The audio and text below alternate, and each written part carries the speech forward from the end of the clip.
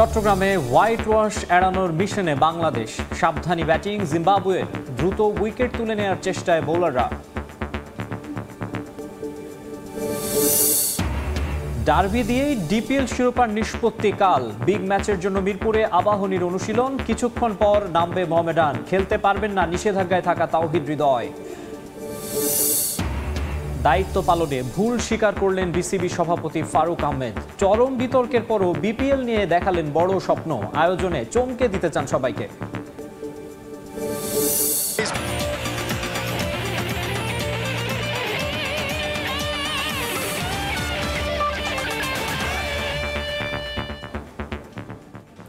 বিশ্বের নানা প্রান্তের খেলাধুলার খবর নিয়ে আমাদের নিয়মিত আয়োজন খেলার সময়, আর এই আয়োজনে আপনাদের সঙ্গে আছি আমি মাকসুম আলম খান।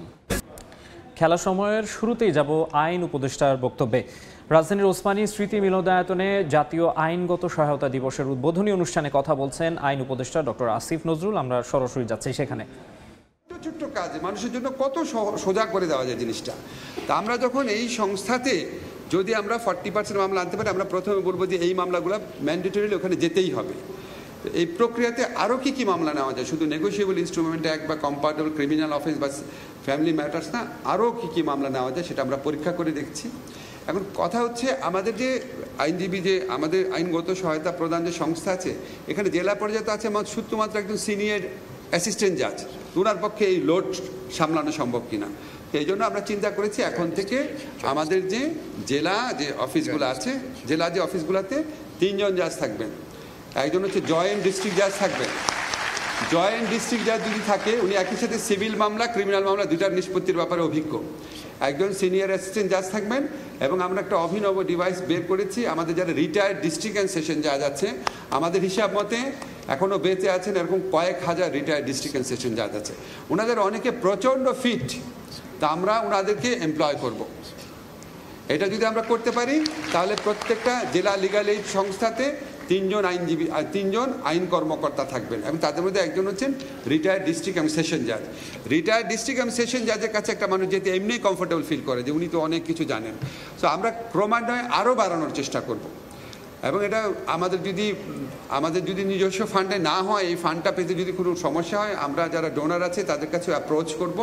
এবং আমরা খুবই কনফিডেন্ট আগামী 6 মাসের মধ্যে আমরা জাতীয় আইনগত সেবা প্রদানকারী সংস্থাকে এমন একটা পর্যায়ে উন্নীত করব যেখানে অন্তত 1 লক্ষ মামলার নিষ্পত্তি হবে।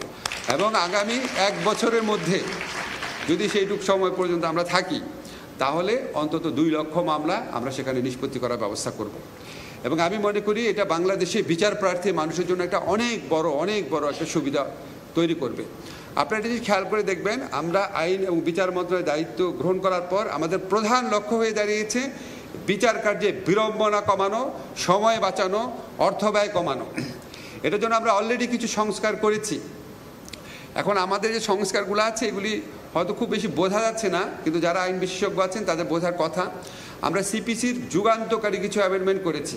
আপনারা জানেন সিপিসিতে আগে প্লেইন্ট এবং রিটেন স্টেটমেন্ট এটা আদালতে পড়তেই 10-12টা শুনানি লাগতো, মাঝে মাঝে 1-2 বছর চলে যেত। এখন আমরা বলেছি প্লেইন্ট আর রিটেন স্টেটমেন্ট আদালতে পড়তে হবে না, এফিডেভিটের মাধ্যমে জমা দিবে যেটা সেটাই, এটা নিয়ে কোনো শুনানি হবে না। আমরা এর আগে অ্যাডজর্নমেন্ট 6 বার নেওয়া যেত, আমরা বলেছি 4 বারের বেশি নেওয়া যাবে না। এর আগে মামলায় জেতার পরও এক্সিকিউশনের জন্য আলাদা মামলা করতে হতো, আমরা বলছি আলাদা মামলা লাগবে না, ওই মামলাতে এক্সিকিউশন হবে। সরাসরি ছিলাম ওসমানী মিলনায়তনে আইন উপদেষ্টা আসিফ নজরুলের বক্তব্যে। এবারে যাব খেলার খবরে। বাংলাদেশ জিম্বাবুয়ে টেস্ট সিরিজ প্রসঙ্গ। দ্বিতীয় টেস্টে বাংলাদেশের বিপক্ষে টস জিতে ব্যাট করছে জিম্বাবুয়ে। এখন পর্যন্ত সফরকারীদের রান 2 উইকেটে 100। একাদশে 3টি পরিবর্তন নিয়ে মাঠে নেমেছে স্বাগতিকরা। অভিষেক হয়েছে তানজিম সাকিবের, দলে ফিরেছেন বিজয় এবং নাইম হাসান। সাগরিকার ফ্ল্যাট উইকেটে শুরু থেকে বাংলাদেশি বোলারদের ওপর চড়াও হয়ে খেলছেন সফরকারী ব্যাটাররা। হাসান মাহমুদ শুরুর দিকে বেশ ইকোনমিক হলেও অন্য পাশে রান দিয়ে গেছেন তানজিম সাকিব। 8ম ওভারে প্রথম সুযোগ পায় বাংলাদেশ। মেহেদী হাসান মিরাজের বলে স্লিপে বেন কারানের ক্যাচ ছাড়েন সাদমান ইসলাম। পরে 11তম ওভারে ব্রায়ান বেনেটকে ফিরিয়ে ক্যারিয়ারের প্রথম উইকেট শিকার করেন তানজিম সাকিব। উইকেট হারালেও রানের গতি কমতে দেননি নিক উইলচ এবং বেন কারেন। দুজনেই খুব আক্রমণাত্মক ব্যাটিং করেন সাগরিকায়। জিম্বাবুয়েন ব্যাটারদের সামনে বল ফেলার জায়গায় খুঁজে পাচ্ছিলেন না তানজিম সাকিব এবং মেহেদী মিরাজ। পরে দলকে বিপদ থেকে রক্ষা করেন তাইজুল ইসলাম। তার বলে বোল্ড হয়ে প্যাভিলিয়নে ফেরত যান বেন কারেন। স্বস্তি ফেরে বাংলাদেশ শিবিরে।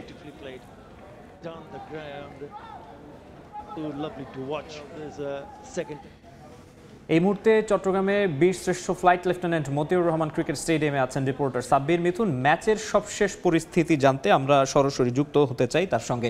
সাব্বির, আপনি যেমনটা জানেন, জিম্বাবুয়ে টেস্ট আসলে আইসিসি টেস্ট চ্যাম্পিয়নশিপের অংশ না হলেও একদিক থেকে আসলে বেশ বিশেষ, কারণ 23 বছর পরে জিম্বাবুয়ে চোখ রাঙানি দিচ্ছে বাংলাদেশের বিপক্ষে কোনো টেস্ট সিরিজ জয় কিংবা হোয়াইট ওয়াশের।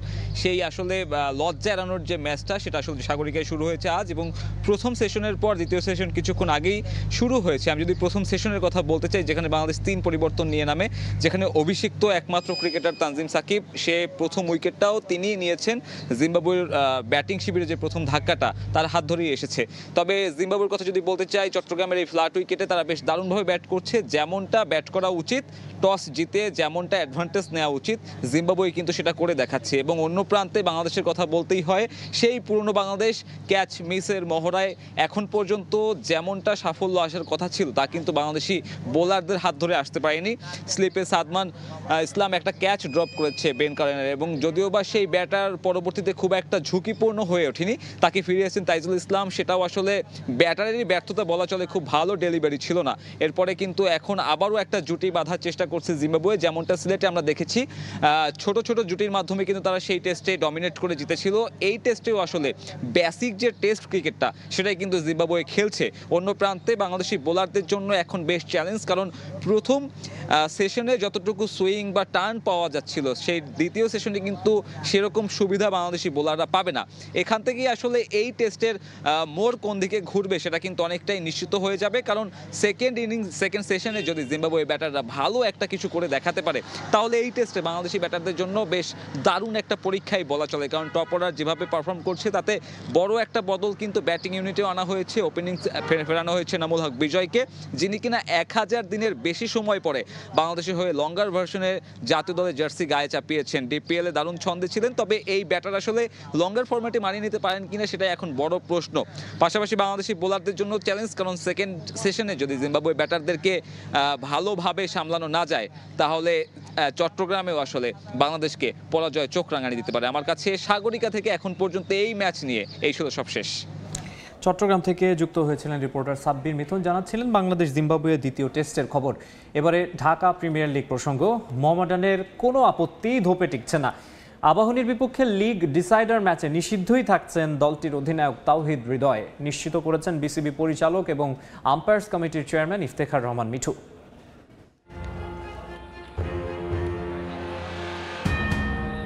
মানুষ নাকি ভুল থেকেই শিখে, তবে তাওহিদ হৃদয় শিখেননি, বরং বাড়তে থাকা আলোচনা উস্কে দিচ্ছেন আরও।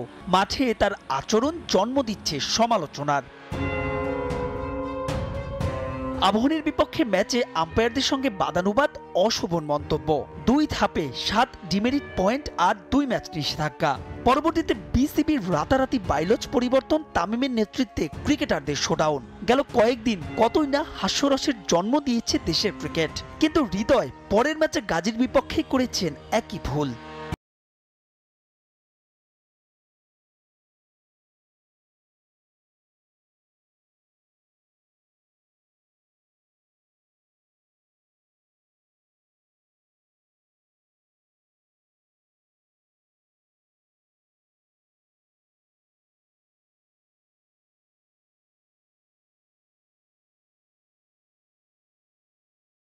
নিয়মের কোনো ব্যত্যয় করতে চায় না বাংলাদেশ ক্রিকেট বোর্ড। ফলাফল, সেই ম্যাচে নিষিদ্ধই থাকছেন মোহামেডান অধিনায়ক। নিয়ম হচ্ছে ইমিডিয়েট এফেক্ট। আপনি যদি পড়েন এই লেখাটা, ওই কোড অফ কন্ডাক্টের লেখা আছে ইমিডিয়েট এফেক্ট।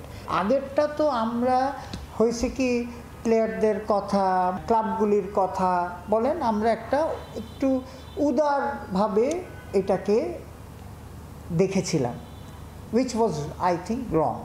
মানে এটা কিন্তু কালেকটিভ ডিসিশন হয়েছিল যে ইয়াং ছেলে, ফিউচার আছে, হ্যাঁ, এইসব চিন্তা করে কিন্তু একটা ডিসিশন নেওয়া ছিল যে ঠিক আছে একটা ম্যাচ করে দেবো, কিন্তু আমাদের যেটা ভুল হয়েছিল যে প্রসিডিউরাল মিস্টেকটা হয়েছিল। যদিও এই নিষেধাজ্ঞা এড়ানোর সুযোগ ছিল তাওহিদ হৃদয়ের, যদি তিনি উপস্থিত থাকতেন ম্যাচ রেফারির শুনানিতে। তাওহিদ হৃদয়ের যে অ্যাপিল করার সময়টা ছিল, যে কোড অফ কন্ডাক্ট আছে, তারা কিন্তু শুনানিতে আসেনি। এই শুনানিতে না আসলে আপনি এখন আপনার জাজ ডাকছে, আপনি যান নাই শুনানিতে, তো তখন তো হয় কি ডিসিশনটা তো দেয় একদম লেখা আছে। কিন্তু হৃদয় ইস্যুতে বিসিবির চাকরি থেকে ইস্তফা দেন প্রথম বাংলাদেশ হিসেবে আইসিসির এলিট আম্পায়ার্স প্যানেলে জায়গা করে নেয়া শরফুদ্দৌলা ইবনে শহীদ সৈকত। তবে মান ভাঙিয়ে সৈকতকে আবারও ফেরাতে চায় board. Saikat will be always enlisted umpire. এখন সেও মনক্ষুণ্ণ হয়েছে এইসব সিচুয়েশনে। আমাদের আটমোস্ট অ্যাজ আ আম্পায়ার কমিটির চেয়ারম্যান এবং আমার ডিপার্টমেন্টের আটমোস্ট চেষ্টা হবে যে ওকে রিকোয়েস্ট করবো আমরা যে ও একটা তো আইকন বাংলাদেশে। সব মিলিয়ে বোর্ড, ক্লাব, ক্রিকেটার আর আম্পায়ার প্যানেলের মধ্যে যে দূরত্ব তা স্পষ্ট, যে কারণে আরো উত্তাপ বাড়ছে মঙ্গলবারের আবাহনী মোহামেডান ম্যাচ নিয়েও। মাহবুব রিমন, সময় সংবাদ, ঢাকা। ডিপিএল এর শিরোপা নির্ধারণী ম্যাচে কাল মুখোমুখি হবে আবাহনী ও মোহামেডান। বিগ ম্যাচের জন্য প্রস্তুতি সেরে নিচ্ছে আকাশী নীলরা, আর কিছুক্ষণ পরই অনুশীলন নামবে সাদা কালো জার্সিধারীরা। এই মুহূর্তে মিরপুর শেরেবাংলা জাতীয় ক্রিকেট স্টেডিয়ামে আছেন রিপোর্টার মাহবুব রিমন। আমরা বিস্তারিত জানতে সরাসরি চলে যাচ্ছি তার কাছে। রিমন, বাংলাদেশের এল ক্লাসিকো, ঢাকা ডার্বি, বাংলাদেশের ঘরোয়া এবং ক্লাব ক্রিকেটের সবচাইতে হাই ভোল্টেজ ম্যাচ, সবচাইতে বিগ ম্যাচ আবাহনী মোহামেডান দ্বৈরথ, এবং নানা কারণেই এই ম্যাচের গুরুত্ব কিন্তু অন্যরকম। লিগ ডিসাইডার ম্যাচ, সবশেষ কবে এমনটা হয়েছে, শেষ ম্যাচে এসে শিরোপা নিষ্পত্তি হয়েছে, তাও আবার দুই চির প্রতিদ্বন্দ্বী আবাহনী এবং মোহামেডান। জানেন যে এই ম্যাচের আগে এবারে ঢাকা প্রিমিয়ার লিগ চলাকালীনই নানা কারণে উত্তাপ বেড়েছে, এবং যে কারণে তাওহিদ হৃদয় ইস্যু সহ নানা কারণে সে উত্তাপ বেড়েছে আরও। এক দলের সামনে গেল 2 দশকে কিন্তু 10 বার এবার ঢাকা লিগের শিরোপা জিতেছে আবাহনী। অন্যদিকে মোহামেডান কিন্তু 1.5 দশক হতে চললো ঢাকা লিগের শিরোপা জিততে পারেনি। প্রিমিয়ার লিগ হওয়ার পরে তো একবারও জিততে পারেনি। অসম লড়াই নয়, কারণ দু দলের পয়েন্ট ব্যবধান মোটে 2। জানেন যে ঢাকা প্রিমিয়ার লিগের বাইলজ অনুসারে এখানে রান রেট কাউন্ট করা হয় না, হেড টু হেড কাউন্ট করা হয়। অর্থাৎ যেহেতু গ্রুপ পর্বে মোহামেডান আবাহনীকে হারিয়েছিল, 2 দলের পয়েন্ট ব্যবধান বলছিলাম 2, এই ম্যাচে যদি মোহামেডান আবাহনীকে হারাতে পারে তবে কিনা রান রেটে এগিয়ে থাকলেও শিরোপা জিততে মোহামেডান। অন্যদিকে যদি জিতে আবাহনী তবে কোনো সমীকরণ ছাড়াই তারা কিন্তু চ্যাম্পিয়ন হবে। কিছুক্ষণ আগে আবাহনী তাদের অনুশীলন শেষ করেছে, সকাল 11টা থেকে 1টা নাগাদ তাদের অনুশীলন শিডিউল ছিল, কিন্তু 12টার পর থেকে আমরা দেখেছি যে আকাশে এক পশলা বৃষ্টিও হয়ে গেছে, এবং সেই বৃষ্টির কারণে কিন্তু কিছুক্ষণের পুরোপুরি আবাহনী তাদের অনুশীলন শেষ করতে পারেনি। অন্যদিকে মোহামেডান তাদের অনুশীলন শুরু করবে 2টার সময়। এই মুহূর্তে কিন্তু মিরপুরের আকাশে বৃষ্টি নেই। এই ম্যাচটা কিন্তু আরও একজনের কাছে বিশেষ, হান্নান সরকার, আবাহনীর অধিনায়ক, যিনি কিনা বাংলাদেশ জাতীয় দলের নির্বাচকের পদ থেকে ইস্তফা দিয়ে আবাহনীর দায়িত্ব নিয়েছিলেন, এবং প্রথমবারেই কিন্তু তিনি বাজিমাত করেছেন। যদি এবার ঢাকা লিগের আমরা কথা বলি, সেই ঢাকা লিগের কিন্তু আপনার শিরোপা, ঢাকা লিগের তুলনামূলক কিন্তু কম বাজেটের দল আবাহনী, তারপরও কিন্তু তারা কিন্তু আবাহনী যদি জিততে পারে সেটা আসলে দেখার বিষয়। এই ছিল আমার কাছে মিরপুর হোম অফ ক্রিকেট থেকে আবাহনী এবং মোহামেডানের অনুশীলনের সবশেষ আপডেট। ঢাকা প্রিমিয়ার লিগের আবাহনী মোহামেডান বিগ ম্যাচের আগে 2 দলের অনুশীলন এবং প্রস্তুতির সবশেষ খবর জানাতে মিরপুর শেরেবাংলা জাতীয় ক্রিকেট স্টেডিয়াম থেকে যুক্ত হয়েছিলেন সহকর্মী মাহবুব রিমন। যাব পরের খবরে। বোর্ডের দায়িত্ব পালন করতে গিয়ে কিছু ভুল হচ্ছে স্বীকার করলেন বিসিবি সভাপতি ফারুক আহমেদ। তবে সবাই মিলে কাজ করলে দেশের ক্রিকেটকে এগিয়ে নেওয়া সম্ভব বলেও মনে করেন তিনি। গেল বিপিএলে কিছু নেতিবাচক বিষয় থাকলেও উইকেট থেকে শুরু করে ইতিবাচক বিষয়ও ছিল বলে মন্তব্য করেন তিনি। 5 আগস্ট পরবর্তী দায়িত্ব গ্রহণের পর প্রশংসায় ভেসেছেন বিসিবি সভাপতি ফারুক আহমেদ। তবে সময়ের সঙ্গে নানা ঘটনায় সমালোচনাও কম হয়নি। ক্রিকেটার থেকে নির্বাচক, এরপর বোর্ড সভাপতি। ক্রিকেটের সঙ্গে লম্বা ক্যারিয়ারে কাজ করতে গিয়ে ভুল হয়েছে অনেক, যা স্বীকার করলেন ফারুক আহমেদ। তবে দেশের ক্রিকেটকে এগিয়ে নিতে কাজ করতে চান সবাইকে সঙ্গে নিয়ে। I had a long career as a player, as a chief selector, and now I got probably as a board president. Yes, I'm trying hard. Yes, I'm learning. Yes, there will be some mistakes. But if we can all work together, it will be just excellent. গেল BPL আয়োজন ছিল নতুন বোর্ডের প্রথম challenge. সেই challenge উতরেছে মিশ্র প্রতিক্রিয়ায়। নেতিবাচক নানা বিষয় হয় সংবাদ শিরোনাম। তবে আগামীতে চমকে দেয়া বিপিএল আয়োজনের আশ্বাস বোর্ড সভাপতির। Just 2-3 words for BPL. Yeah, it was not the best of BPL this year, but there are so many positives, but one or two negative really overshadowed the whole tournament. The crowd, the record-breaking ticket selling, the wickets, the runs scored in every game, I think it was excellent. But in between, so there were some, drawbacks, or I would say that, look. লম্বা ছুটি কাটিয়ে মাত্র 5 দিন আগে ফিরলেও বাংলাদেশ থেকে আবারও ছুটিতে হাভিয়ার Cabrera. বিষয়টি প্রশ্নের জন্ম দিলেও জরুরি কারণে তিনি স্পেনে গিয়েছেন বলে জানিয়েছে বাফুফে। এদিকে সিঙ্গাপুর ম্যাচ সামনে রেখে 10 মে অনলাইনে টিকিট ছাড়া হবে। তবে ভারত ম্যাচ সিলেটে করার পরিকল্পনা থাকলেও সব বিবেচনায় চূড়ান্ত সিদ্ধান্তে আসতে পারে পরিবর্তন।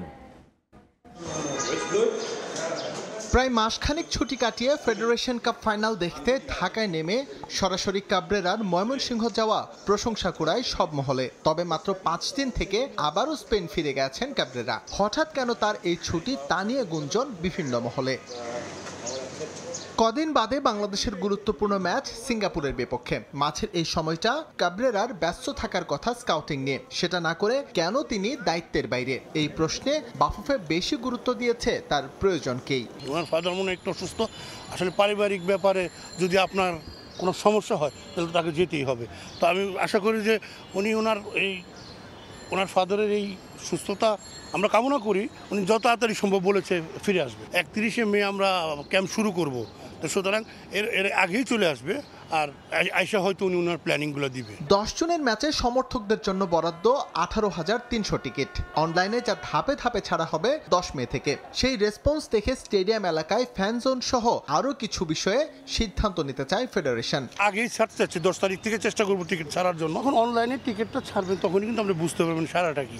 তো আমরা যেহেতু এবার হয়তো সিদ্ধান্ত নিয়েছি যে অনলাইনে টিকিট ছাড়া, আমরা এর সারা দেখার উপর আমাদের অনেক কিছু ডিপেন্ড করবে। এদিকে নভেম্বরে ভারতের বিপক্ষে এশিয়ান কাপের বাছাই ম্যাচ সিলেক্ট করতে চায় বাফুফে। এজন্য এক দফা জেলা স্টেডিয়াম পরিদর্শন করেছেন কর্মকর্তারা। সার্বিক পরিস্থিতি সন্তোষজনক না হওয়ায় সামনের মাসে আবারও একবার পরিদর্শনে যাবেন সংশ্লিষ্টরা। মাঠটা দেখে এসেছে, আমাদের যেটা পরিকল্পনা আমরা ওনাদেরকে জানিয়ে দিয়ে আসছি। আমরা হয়তো মাসখানিক পরে আবার যাব, মাসখানিক পরে গিয়ে দেখবো তাদের, যেহেতু বলছে তাদের লিগ শুরু করবে, তখন আমরা আলটিমেটলি 1 মাস পরে গিয়ে আরও দেখতে পারবো। আমরা যে সংস্কারের কাজগুলো তাদেরকে বলে এসেছি ওইগুলো দেখলে 1 মাস পরে আমরা আবার সিদ্ধান্ত নিতে পারবো। এছাড়াও হংকংয়ের বিপক্ষে হোম ম্যাচ চট্টগ্রামে আয়োজন করার পরিকল্পনা আছে বাফুফের। তবে এমএআজি স্টেডিয়ামকে এএফসি স্ট্যান্ডার্ডে নিতে বেশ কাঠখড়ি পোড়াতে হবে ফুটবল ফেডারেশনকে। এসএম ইকবাল, সময় সংবাদ, ঢাকা। আবারও স্বাগত খেলার সময়ে। উদ্বোধন হলো অরিক্স বিহা champions cricket tournament powered by Lily. বাংলাদেশে অবস্থিত আন্তর্জাতিক হোটেলগুলোর সংগঠন বিহার পক্ষ থেকে আয়োজন করা হয়েছে এই টুর্নামেন্টের, যেখানে অংশ নিয়েছে 20টি হোটেল। রাজধানীর গুলশান ইউথ ক্লাব মাঠে 7 মে থেকে শুরু হবে এই টুর্নামেন্ট। 14 দিনের এই টুর্নামেন্টের স্পন্সর হিসেবে আছে হোম অ্যান্ড স্কিন কেয়ার প্রতিষ্ঠান রিমার্ক। অনুষ্ঠানে প্রধান অতিথির বক্তব্যে বিসিবি সভাপতি বলেন, এই টুর্নামেন্টের মাধ্যমে নতুনরা এগিয়ে আসবে ক্রিকেটের দিকে। একই সঙ্গে রিমার্ক এই টুর্নামেন্টের স্পন্সর হওয়ায় ধন্যবাদ জানান ফারুক আহমেদ। এ সময় উপস্থিত ছিলেন বিহার সভাপতি HM হাকিম আলী, বিহার চ্যাম্পিয়ন্স লিগের চেয়ারম্যান শাখাওয়াত হোসেন, রিমার্ক হারলানের এক্সিকিউটিভ ডিরেক্টর সহ বিনোদন জগতের তারকারা।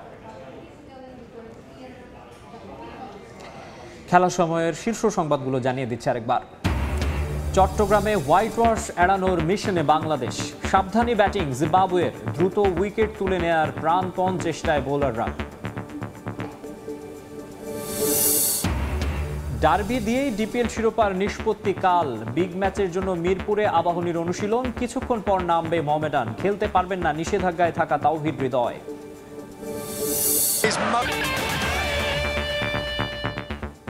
এই ছিল খেলার সময়ের এখনকার আয়োজনে। সঙ্গেই থাকুন সময়।